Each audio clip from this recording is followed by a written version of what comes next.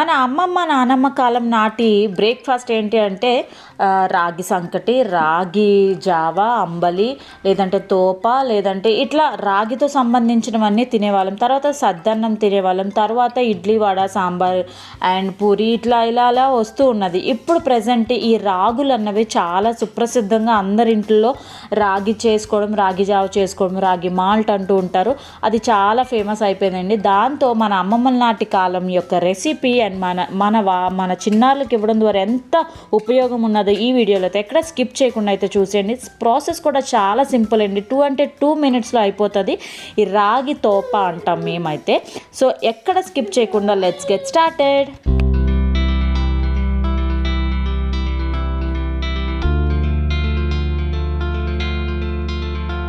దీనికోసం అయితే 1 కప్పు బెల్లాన్ని తీసుకున్నాను. అదే కప్పుతో 2 కప్పుల వాటర్ వేసి దాన్ని కొంచెం బెల్లం కరిగే వరకు నేను స్టవ్ మీద అయితే లో ఫ్లేమ్లో పెడుతున్నాను. అయితే పక్కనైతే ఒక 2 స్పూన్స్ ఆఫ్ పౌడర్ అయితే తీసుకున్నాను. ఇక్కడ ఏ రెసిపీ చేసినా సరే మీ పిల్లలు ఎంత క్వాంటిటీ తిన్నారన్నదే మీరు అంత క్వాంటిటీ ఆఫ్ పిండి తీసుకోవాలండి. నా బేబీ అయితే ఒక 2 స్పూన్స్, నేనైతే ఒక 2.5 స్పూన్ అయితే తీసుకున్నాను.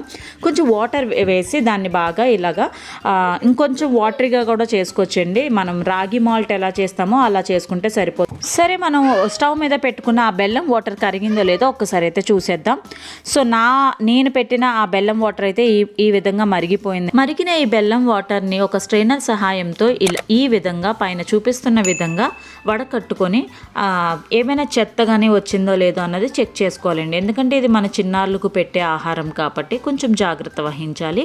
అండ్ ఆల్సో ఇదే వాటర్లో స్ట్రెయిన్ చేసేసుకున్న తర్వాత పక్కన మనం కలిపి పెట్టుకున్న ఈ రాగి పౌడర్ని అయితే ఇదే వాటర్లో మళ్ళీ స్టవ్ మీద పెట్టిన ఈ బౌల్లోకి ట్రాన్స్ఫర్ చేసేసుకుంటే అంతేనండి. రాగి పిండితో చేసిన ఈ రాగి తోప అన్నది రెడీ అయిపోయింది. నా దగ్గర అయితే ఈ విస్కర్ సహాయంతో ఉండలు గడ్డలు లేకుండా కంటిన్యూస్గా కలుపుతూనే ఉన్నాను. సో మీరు కూడా ఈ విధంగా ట్రై చేయడం వల్ల థిక్ కన్సిస్టెన్సీ వస్తుంది. అయితే ఇది చిన్నారులకు పెట్టచ్చు. అండ్ ఆల్సో నడి వయసు గల ఉన్న వాళ్ళు ఎవరికైనా తినచ్చండి. చిన్న వాళ్ళ నుంచి 60 సంవత్సరాల వాళ్ళ బామ్మల వరకు ఎవరైనా తినచ్చు. ఇది ఎస్పెషల్లీ లేడీస్కి చాలా హెల్ప్ఫుల్ అవుతుంది. సి సెక్షన్ కానీ అంటే ఆఫ్టర్ డెలివరీ ఎవరికైనా, సి సెక్షన్ అని కాదు, నార్మల్ డెలివరీ అని కాదు, ఎవరైనా సరే మన ఆడవాళ్ళకు ఇది చాలా ఉపయోగపడుతుంది. నడుముకి చాలా బలమైన ఆహారం అండి. దీంట్లో ఎక్కువగా ఐరన్ కంటెంట్ ఉండడం ద్వారా, రెండిట్లోని fibre content and iron content ఉండడం ద్వారా మన లేడీస్కి అండ్ ఆల్సో చిన్నారులకి అండ్ ఆల్సో పెద్దవాళ్ళకి, అలాగని జెంట్స్ ఏం పాపం చేశారన్నది మీ డౌటా, వాళ్ళకు కూడా చాలా బెస్ట్ రెసిపీ అన్నది ఇది. మన అమ్మమ్మల నాటి కాలం నాటి రెసిపీ మీతో అయితే షేర్ చేసుకున్నాను. మీరు కూడా ఒక్కసారి ట్రై చేసి ఎలా వచ్చిందన్నది కామెంట్ సెక్షన్లో కామెంట్ చేసేయండి.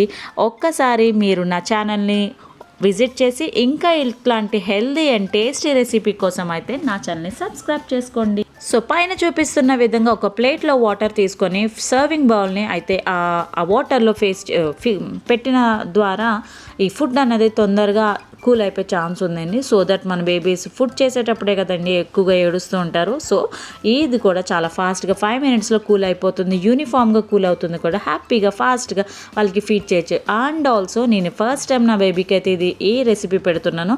తన యొక్క రియాక్షన్ కూడా పెట్టానండి. ఎందుకు అంటే మనకి కిడ్స్ తింటారా లేదా అన్నది మీరు ఒకసారి అయితే నా ఎండ్ వరకు చూసాను తన యొక్క రియాక్షన్. అండ్ ఇది చూపించిన తర్వాత తను యొక్క ఫీలింగ్స్ కూడా మీరైతే చూసేయండి. అండ్ ఆల్సో ఇది మన కిడ్స్ ఒక్కటే కాదండి, అందరికీ, అన్ని వయసుల వారికి, అన్ని జెండర్స్కి ఇది పనిచేస్తుంది. కాబట్టి హ్యాపీగా ట్రై చేసి కామెంట్ సెక్షన్లో కామెంట్ చేసేయండి. ఇలాంటి హెల్తీ అండ్ టేస్టీ రెసిపీ కోసం నా ఛానల్ని లైక్ చేయండి, షేర్ చేసేయండి, కామెంట్ చేయడం అస్సలు మర్చిపోద్దు.